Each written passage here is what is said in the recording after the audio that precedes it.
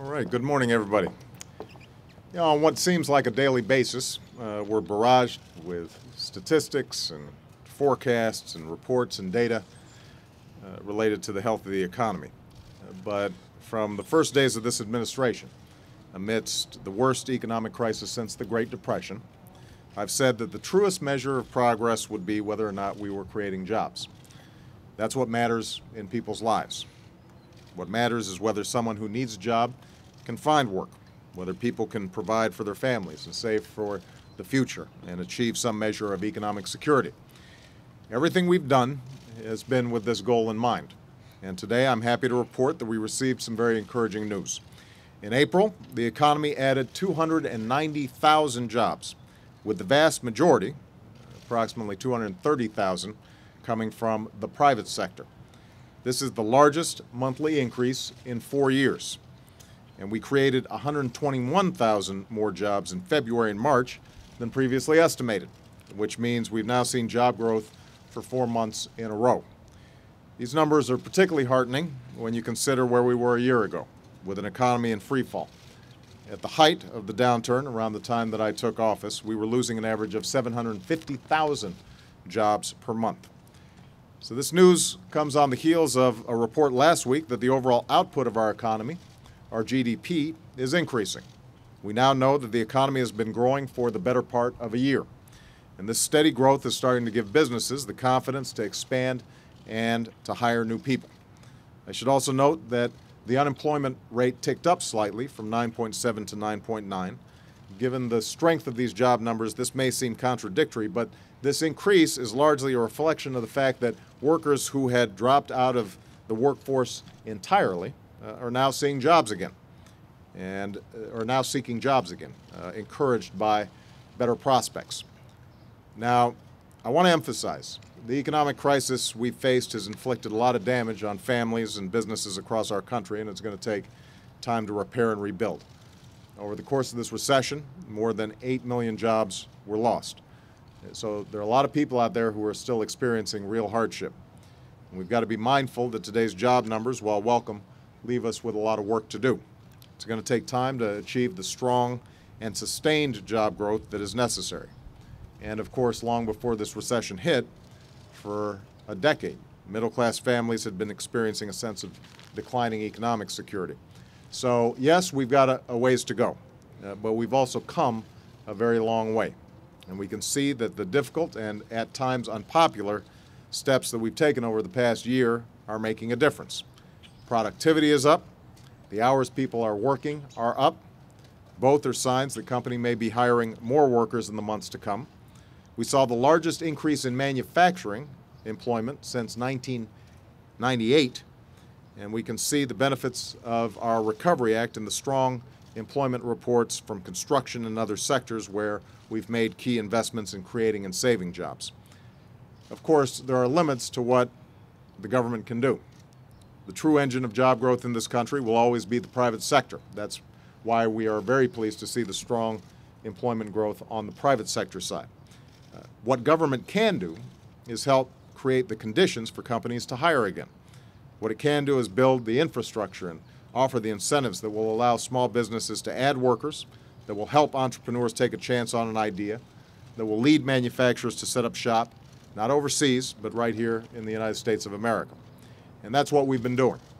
Right now, a series of tax incentives and other steps to promote hiring are taking effect. Because of a bill I signed into law a few weeks ago, businesses are now eligible for tax cuts for hiring unemployed workers. Companies are also able to write off more of their investments in new equipment. And we're spurring additional investments in school renovation, clean energy projects, and road construction, which will create jobs while laying a new foundation for lasting growth. In addition, as part of health reform, 4 million small businesses recently received a postcard in their mailbox telling them that they're eligible for a health care tax cut this year. It's worth perhaps tens of thousands of dollars to each of these companies, and it will provide welcome relief to small business owners who too often have to choose between health care and hiring. So that's what's already come online, but we still have more to do. In my State of the Union address, I called for a $30 billion small business lending fund which would help increase the flow of credit to small companies that were hit hard by the decline in lending that followed the financial crisis. And obviously, small businesses are a major source of job creation.